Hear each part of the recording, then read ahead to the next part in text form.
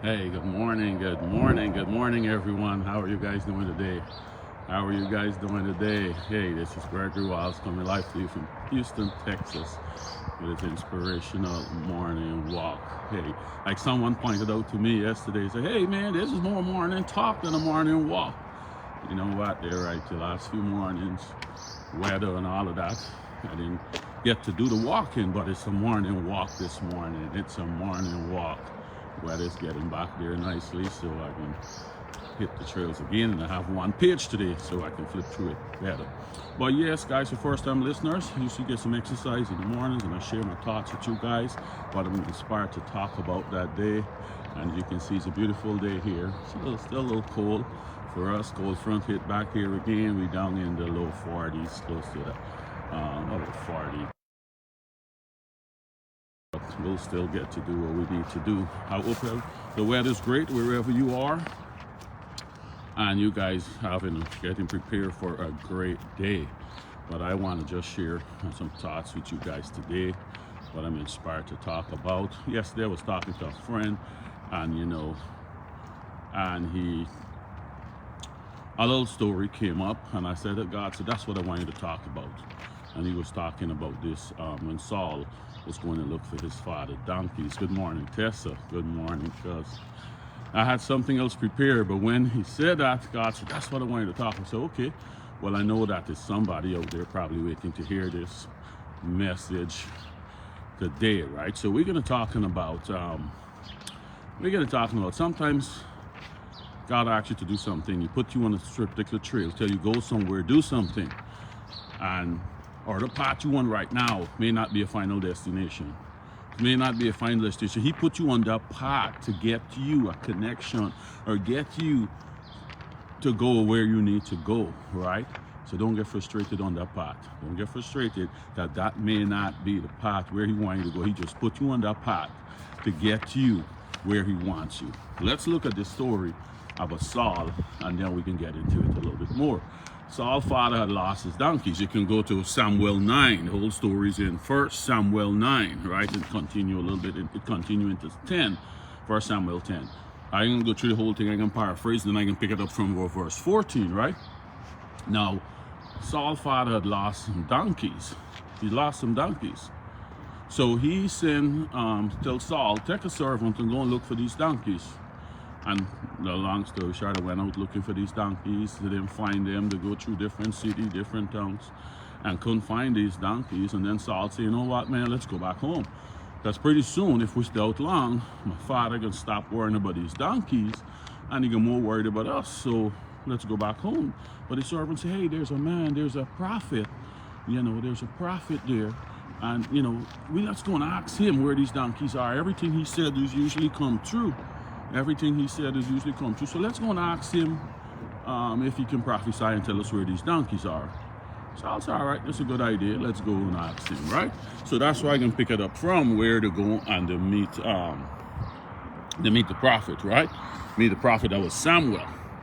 Meet the prophet Samuel. So let's pick it up from there.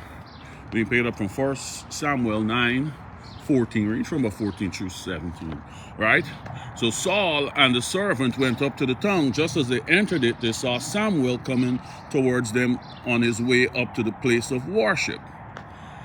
Listen to this carefully. The day before Saul came, the Lord had told Samuel, about this time tomorrow, I will send you a man from the land of Benjamin. Appoint him to lead my people Israel. He will save my people from the Philistines. I have seen the suffering of my people, and I have listened to their cry. So now, let's break this down. Saul's father sent him to look for donkeys. He sent him to look for donkeys, right? He sent him to look for donkeys. Or the Bible says, some translation, he sent him to look for the asses, right? And he ended up meeting this man, and God had already ordained, tell Samuel, this time tomorrow, I'm going to send you this man. When you meet him, appoint him king over Israel, right? So that journey you on may look like stupid. It may look like you looking for an ass, just like he was looking for. I'm not using a bad word. That's what the Bible call a donkey, right? But it is an appointment for you to get where he needs you to be at a specific time and a specific date. Might take a little longer, but just know that, right? So he went looking for these donkeys. His servant suggested, let's go and talk to this prophet. And you hear what God had told the prophet, by this time tomorrow, I'm going to send you a young man from Benjamin, appoint him to lead my people Israel. He will save my people from the Philistines. I have seen the suffering of my people, and I have listened to their cry. So Saul now, there's a lot of nuggets to get from these stories here. So Saul, here was Saul replied. When Samuel first saw Saul, the Lord said to Samuel, this is the man I told you about. He will organize my people. So when he approached Samuel, God tells Samuel, this is the man right here. This is the man I tell you about, right? But here Samuel replied. Samuel answered, I'm a seer. Go with me to the place of worship today, and you and your servant are to eat with me tomorrow. Tomorrow morning I will answer all your questions and send you home. Don't worry about the donkeys you lost 3 days ago, because they have been found. Soon all the wealth of Israel will belong to your family. The man, before you can ask him, don't worry about those donkeys. This was not about donkeys, bro. This was not about donkeys. The donkeys was used for you to go and look for them so you can find me, so I can appoint you king. So don't worry about those donkeys no more. But hear how Saul can reply. Saul answered, but I'm from the tribe of Benjamin, the smallest tribe in Israel, and my family group is the smallest in the tribe of Benjamin. Why are you saying that thing? It's like, whoa, that's the next thing we can get from this story. Don't think you are less than. Don't think you are because of your zip code. Don't think because of your family background. Don't think that because God can use you to do big things. First thing he said, but I'm from the tribe of Benjamin, the smallest tribe in Israel, and my family group is the smallest in the tribe of Benjamin. Why are you saying such things to me? But when God have the appointment for you, it doesn't matter your zip code. He's looking at your heart. It doesn't matter your zip code. It doesn't matter what area you come from.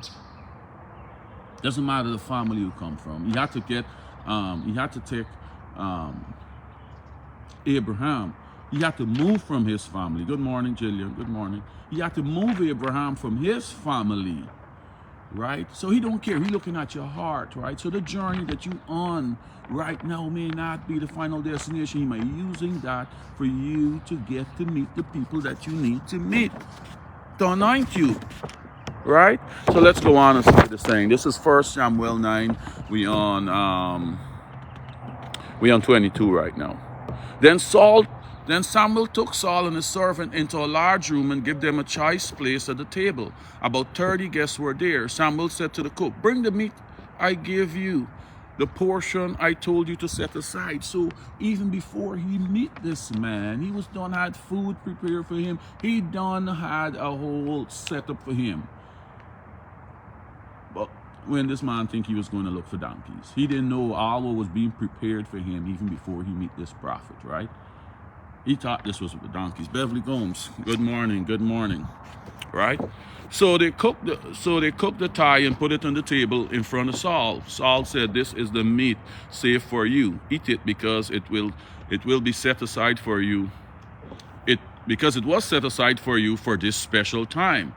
As I said, I had invited the people. So Saul ate with Samuel that day. After they finished eating, they came down from the place of worship and went to the town. Then Samuel talked with Saul on the roof of the house. At dawn they got up, and Samuel called Saul onto the roof. He said, get up, and I will send you on your way. So Saul got up and went out to the house with Samuel. As Saul and his servant were getting near the edge of the city, Samuel said to Saul, tell your servant to go ahead of you, but you stay because I have a message from God, right? Let me go on to 10 now. 1 Samuel 10, we read from verse 1 to 2. Story almost over. Samuel took a jar of olive oil and poured it on Saul's head. He kissed Saul and said, "The Lord has appointed you to lead his people." Whoa, I went out one trip looking for donkeys, and all of a sudden, I get appointed king. How looking for donkeys turned into me being appointed king? Because we can't understand God's ways. We can't fathom his ways. So when he asks us to do something, no matter how foolish it looks to us, like one people said, you went chasing asses, but you get appointed king, right? No matter how stupid it look, no matter how you don't see God saying, you go and do that, go and look for the donkeys. Simple task. Just go and look for those donkeys. And you end up being appointed king, right? After you leave me today, you will meet two men near Rachel's tomb on the border of Benjamin at Zilzah. They will say to you, the donkeys you are looking for have been found. But now your father has stopped thinking about the donkeys and is worrying about you. So the donkey's already safe. The donkey was safe. Donkey was not lost. But he just had to hide them donkeys for get a reason to get you to go where he need you to go. Get you to be where you needed to be. And he already got a banquet prepared for you and you don't even know it. So sometimes the journey you on and you're a little frustrated, looking crazy, and you're getting frustrated. Maybe that's not the journey. You just need to be on that path to meet who you need to meet and get your anointing, guys, right? I can remember the same story when this come to mind and was working on it. I remember with me, I was interviewing for jobs, director jobs in the hotel. I was interviewing for 4 years. So your journey can be a little long. It may not be right away, right? And I was interviewing, and I went back one particular hotel that called me back twice, and I never got the job. I was like, okay. And then the next hotel I applied to today. Normally, when you're looking for a job at a certain level, the director over a department, you normally it's a process. It's not right away. You got to interview with a couple people. The process probably takes sometimes 2 weeks. You got to meet with different levels of management, and they got to, because it's a job that you got, is a serious job that you can over a lot of people, and they got to make sure they're getting the right person, right? So it don't be right away. The first initial interview is just to weed out to see if you got what it takes, and then to start singing along the line. But long story short, I applied to this place like the evening, like early the evening, like 1, 2 o'clock. I saw the opening and I applied, and next morning about 7 o'clock, I get a call and asked if I could come in. I was like, okay. I went in the same day, and we talked. We interviewed the general manager, a couple other people, and then boom, the next morning an offer came, a nice offer came. It was like, whoa. There's something I don't know, right? Well, long story short, I took the job and everything worked out well. And about a year after, the HR was telling me what happened, why everything moved that quickly, right? Why everything moved that quickly. The same hotel, one of the hotels I went to, would call me back twice. They went to a conference, and HR's talking about the positions that they're looking to fill, and they said, man, we got a director of housekeeping position. This lady said, what? You got a director of housekeeping? I know a good candidate. Granted, this was 2 years ago I went for the first interview, and then a year after that I went for the second interview at the same hotel. I don't know this woman. I can't even tell you her name. If I see her, I can't even tell you. But she had my name there. So when the person told them, she said, look for this guy right here. He is the real deal. I had wanted to hire him, but my GM keep blocking it. But I really would like that. This guy's the real deal. So if y'all reach out to him. If he's still looking, y'all should hire him. And long story short, when the time she come from the conference, boom, that's when I send my resume to apply for the job. So before I got there, just like a case like this here, before I got there, I had the job. So that's why everything moves so quickly, right? So sometimes God gonna send you a particular place, and that's what I'm trying to teach my son to. Do your best wherever you go. Even though you think do your best, because you never know who watching, you never know who taking notes. That person who you talking to, you think this is a waste of my time and waste of my, no, do your best every time, because that person might be the person to connect you to something else, right? That person may not be the one, but they got the connection to get you where you need to go. Just like here, he went looking at his servant just to suggest, let's just go and see the prophet, man. And not knowing that's the part right there God wanted him to do. It's nothing to do with looking for donkeys, right, guys? So I want to encourage someone today. That part you want is looking for straight in you. Look like, but stay with it, stay with it, stay with it. In my case, I was looking for 4 years. And you never know how long until you get it, and God think you get it. He gonna put that thing. They've got an appointed time, so you gotta stay the course. And this has nothing to do with looking for donkeys. It has nothing to do with you going to another job. It got nothing to do with you going. It's all about getting you at the right place at the right time to meet the right people. And the banquet is already prepared for you. The choice food is already prepared for you before you get there. So somebody needs to hear this. Stay the course. Don't get too frustrated with the path that you're on. Maybe, just maybe, it's not about what you think it is. It's to get you to where you need to go. All right, guys? So I'm going to leave that there. I'm going to leave that right there. But you guys have a great day today, and we'll talk again. Today's when we talk again on Friday. Okay, then. Pamela Jefferson, good morning. How are you doing? Thanks for watching. Goodbye.